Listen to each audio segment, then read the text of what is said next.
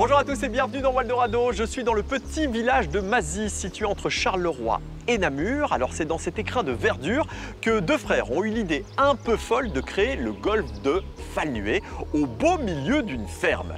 Loisirs, sport, compétition et business, le golf c'est tous à la fois et bien d'autres choses.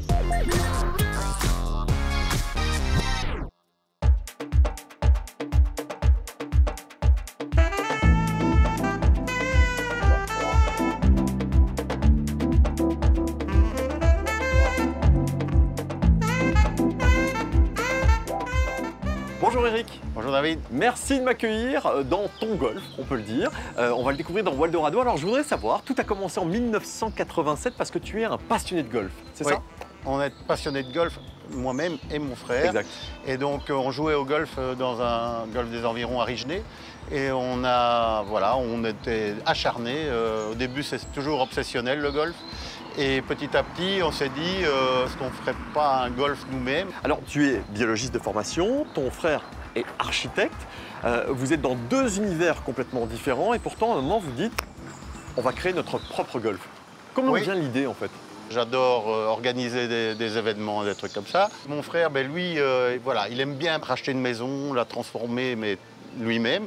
Et donc, on s'était dit, oui, ce serait top de pouvoir lancer quelque chose dans lequel on adorerait travailler. Et voilà, c'est ce qu'on a fait, totalement inconscient, parce que si on avait su, il y a 35 ans, à quoi nous attendre, on ne l'aurait jamais fait.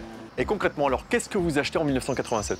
Alors, on achète une ferme dans un état assez pitoyable, un terrain de 90 hectares sur lequel on voit déjà certains trous de golf. Donc c'est ça qui était intéressant, c'est d'avoir choisi un terrain comme ça. Ce qui est quand même assez surprenant, c'est qu'en 1987, vous avez l'idée de faire en fin de compte un crowdfunding. C'est l'esprit un peu des coopératives de l'époque, c'est-à-dire qu'à ce moment-là, on n'avait pas beaucoup de moyens. Nous, on a fait évidemment des emprunts pour pouvoir racheter tout ça. Et puis après, il fallait créer le terrain et ça coûte cher, un terrain de golf. Donc on a émis 500 parts de coopérateurs. Et les 500 premiers, ça a été vraiment des pionniers. Alors j'imagine qu'en 35 ans, il s'est passé beaucoup de choses ici. Il y avait une idée préconçue de ce qu'était un club de golf. Il y a eu des petits problèmes, mais il y a eu un problème majeur, c'était le Covid. Quoique. Le golf a été le premier sport qui a pu recommencer. Et donc, en fait, on a eu un boom de 15%. Chaque année, ça a été une explosion. Alors le chiffre autour du Covid, 15% en plus, c'est un chiffre important. J'imagine qu'il y en a d'autres. Oui, donc nous sommes 10 à travailler pour l'hôtel et pour le golf. Et puis un chiffre d'affaires qui tourne autour d'1,2 million pour la partie golf et hôtel. Et tout ça avec beaucoup d'amusement. Oui, c'est passionnant, enfin, c'est très gai.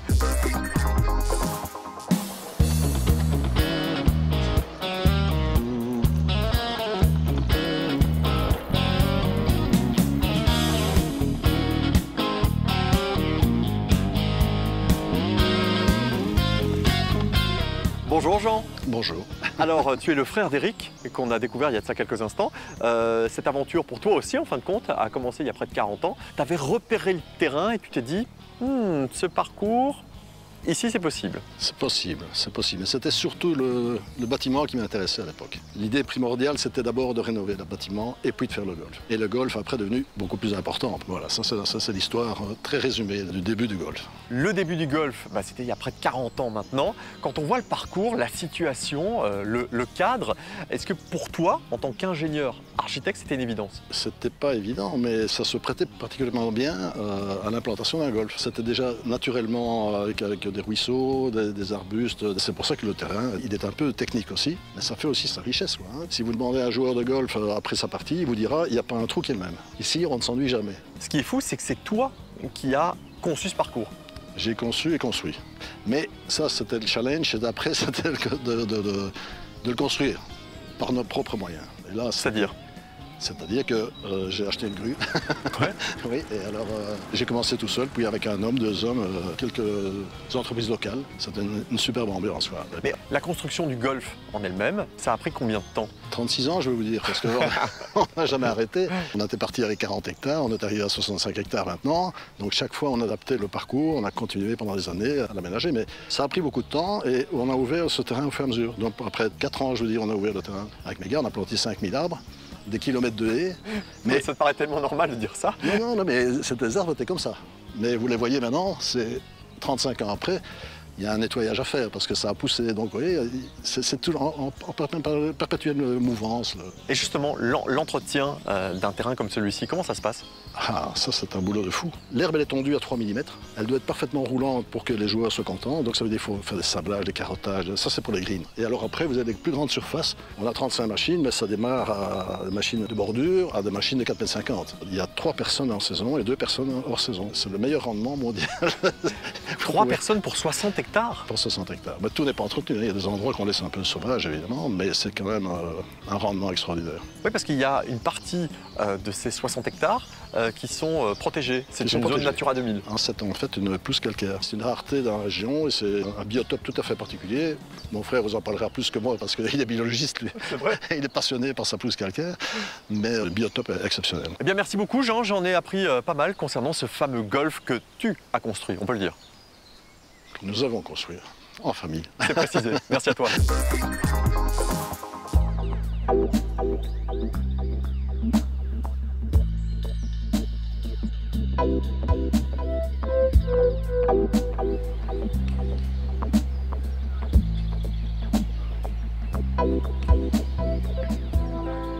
Bonjour Anne-Sophie. Bonjour David. Alors, je suis ravi de te rencontrer. Il paraît que tu es la nièce d'Éric. Tout à fait. Et tu t'occupes de tout un tas de choses ici dans ce golf, puisque c'est un golf, on peut le dire, familial. Alors concrètement, tu fais quoi? Je m'occupe de la gestion des membres, donc des abonnés qui sont là au quotidien. Il y a aussi les visiteurs qui viennent jouer, donc qui ne sont pas membres chez nous. Et alors, il y a aussi la partie hôtel. Oui, parce que vous avez diversifié les activités au sein même du golf pour pouvoir générer des revenus. Alors, quelles sont-elles? Depuis quelques années, on a l'hôtel où on a 10 chambres. Il y a la partie restaurant, mais qui s'est aussi diversifiée. Donc le restaurant fait aussi des mariages, des séminaires, des événements comme des apéros, des choses comme ça. Et donc tout ça, t'as géré au quotidien en fait. Ouais, ça doit faire du boulot, je crois. Oui, un petit peu, oui. Alors les bâtiments sont classés, on m'a dit. Tout à fait. Donc la tour est du XIIIe siècle, le bâtiment du restaurant est du XVIe. Tout ça est classé. Donc quand il faut faire des rénovations, des choses comme ça, c'est assez compliqué parce qu'il y a toutes des normes et donc on ne peut pas faire tout ce qu'on veut. Donc on voudrait des fois agrandir, mais c'est pas toujours possible. Donc on fait avec ce qu'on a.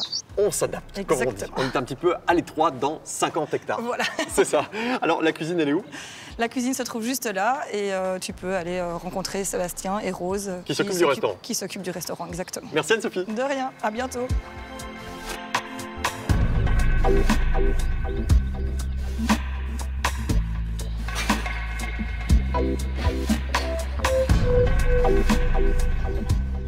Bonjour Seb.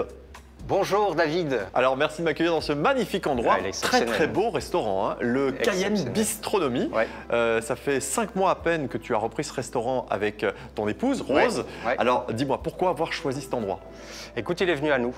Donc j'ai travaillé ici il y a 10 ans et en tant que chef de cuisine. Et puis j'ai lié l'amitié avec l'ancien gérant. Il voulait arrêter, il a proposé la reprise et puis on a déposé nos bagages. Alors on fait brasserie toute la journée, de 10h à 22h, voire plus. Il y a une salle de banquet où on peut accueillir 150 couverts. Il y a une salle de séminaire, 40 couverts. Et alors il y a la cour intérieure qui est aussi exceptionnelle pour les banquets, quoi. Dis-moi, vous êtes à combien de travailler ici? À 7 en saison. 7 en saison? Ouais, parfois plus. Hein. Donc ça fait du taf. Ouais, ça fait du boulot. Merci à toi. Merci. Plein de succès.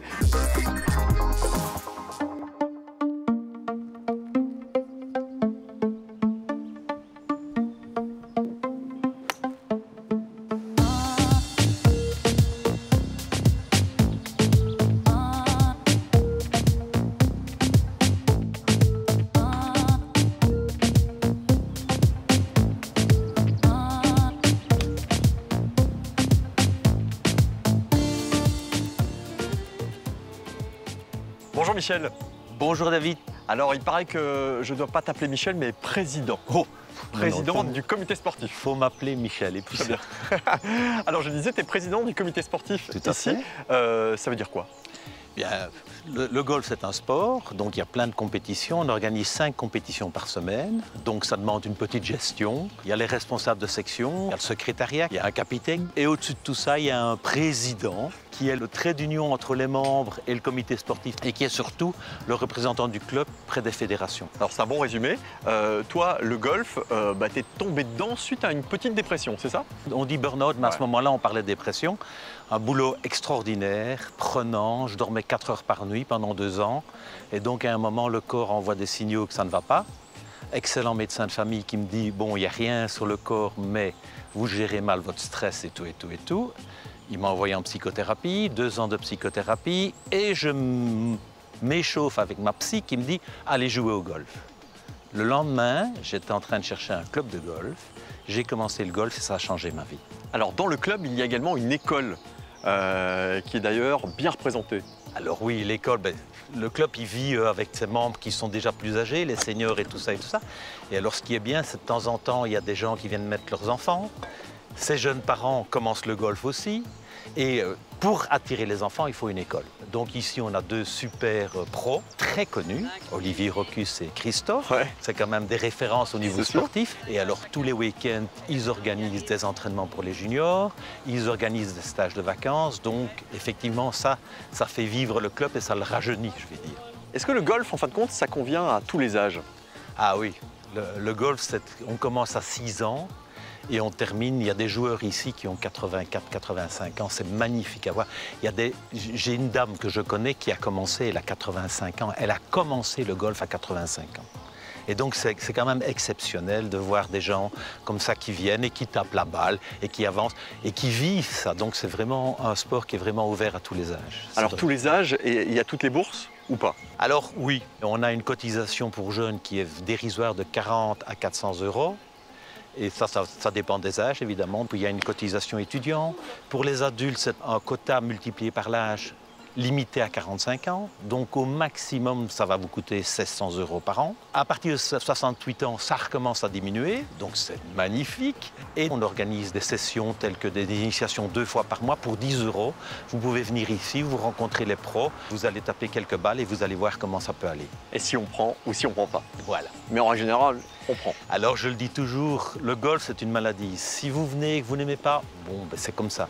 Mais si vous venez et que vous aimez, vous êtes cuit, vous avez le virus et vous allez jouer au golf. Mais t'en parles super bien. Merci beaucoup à toi. Je te remercie aussi, David.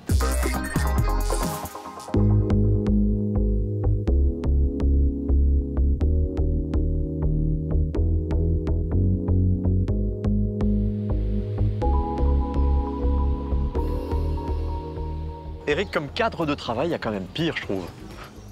Oui, il y a sûrement pire. Alors nous, il y a 35 ans qu'on vit ici, on ne s'en rend plus compte, mais les gens qui viennent pour la première fois, ils trouvent ça super. Exactement, c'est ce que je pensais. Tiens, ce rêve d'il y a 35 ans, est-ce qu'il correspond à ce que tu avais imaginé?